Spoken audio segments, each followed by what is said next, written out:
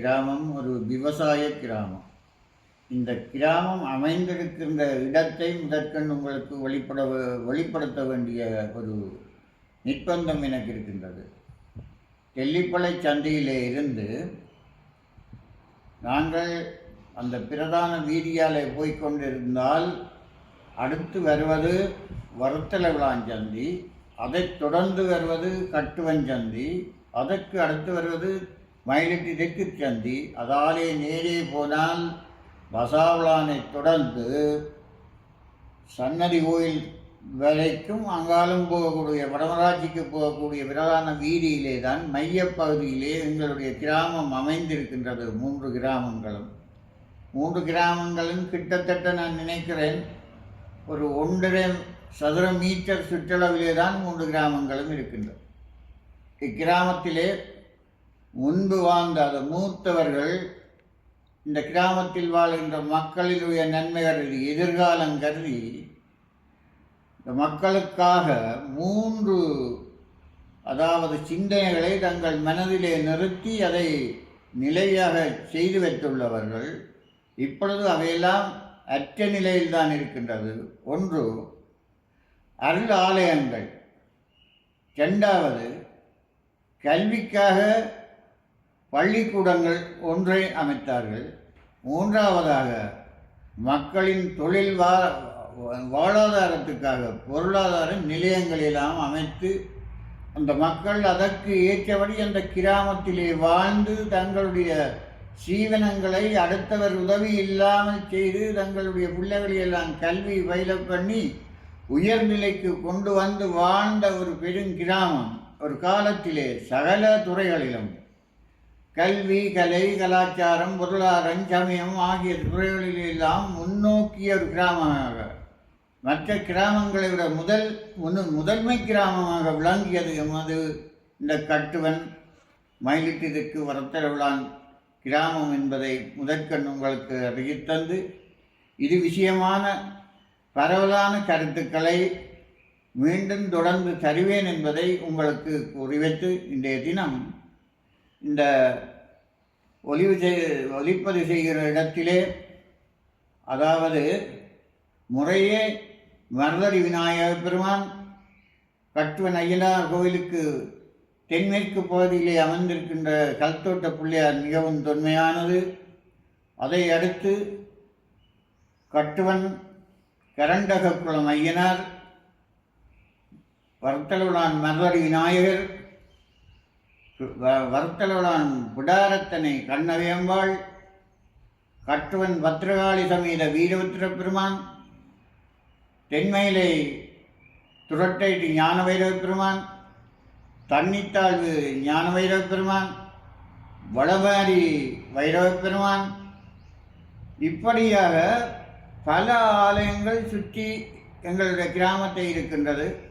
இவற்றுள் முதன்மைக்கு ஆலயங்களாக வரகவி விஸ்வநாத புலவர் அவர்களால் பாடப்பெற்ற வசந்தன் நாடகத்திலே கல்தோட்ட பிள்ளையாரை காப்பாக வைத்துத்தான் பாடல் தொடங்கி கட்டுவன் ஐயனார், வறுத்தலவிளான் மருதடி பிள்ளையார், கண்ணகையம்பாள், அலவத்தை வீரபத்திரன் மேல்தான் அந்த வசந்தன் நாடகம் பாடப்பட்டது. அதைத் தொடர்ந்து துரட்டைக்கு ஞான வைரவர். அதே அந்த பாட்டிலே மலையிடங்கள் பதிகத்திலே வருகின்றது ஒரு வரி, முத்துமாரி அருள் செய்யும் நாடு முகில்கள் ஆறும் மழை பெய்யும் நாடு என்று அவர் அருளாலே பாடின பாடல்கள். அதாலே தான் அவரை வரகவி விஸ்வநாத புலவர் என்று சொல்லுவார்கள். அந்த காலத்திலே அந்த தெய்வம் இங்கே அமையவில்லை, ஆனால் அது பின்னணியிலே தான் இந்த ஆலயம் அமைந்தது. அது இந்த குடும்பத்துக்கு ஏற்பட்ட பாரிய குசேலருக்கு ஏற்பட்ட துன்பம் அந்த குடும்பத்தை பரியாரி குடும்பம் என்று சொல்லுவார்கள். அந்த பரியாரி என்று சொல்லப்படுகின்ற ஒரு சிறந்த ஒரு தமிழ் வைத்தியன், மந்திரவாதி. அவருக்கு ஏராளமான பிள்ளைகள். அவர் சிறிய வயதிலே அவர்கள் எல்லாம் தந்தையை இழந்த நேரம் தாயார் பிள்ளைகளை பார்க்க முடியாத நிலையிலே வறுமை தலை தூக்கி கொண்டிருக்கின்ற காலத்திலே தான் அந்த ஆலயம் சிறு குடிலாக அமைச்சு வழிபட்டு வந்து ஒரு நாள் அந்த ஆலயத்திலே போய் அந்த தாயானவள் வழிபட்டு தான் வீடு திரும்பி வரும் பொழுது உடம்பெல்லாம் மெய்சிலிக்கின்றது. ஒரு வெள்ளை சேலையுடன் ஒரு பெண் தலையிலே பெரிய ஒரு கடகத்திலே தேவையான உணவுப் பொருட்கள் எல்லாம் கொண்டு வந்து, தாயே இதை கொண்டு போய் சமைத்து நீங்கள் நல்லா வாருங்கள் என்று சொல்லி சுமத்தி விட்டது அன்றே அந்த குடும்பம் வளரத் தொடங்கினது. அதன்பின் அவர்களுடைய குடும்ப ஆலயமாகத்தான் இருந்தது.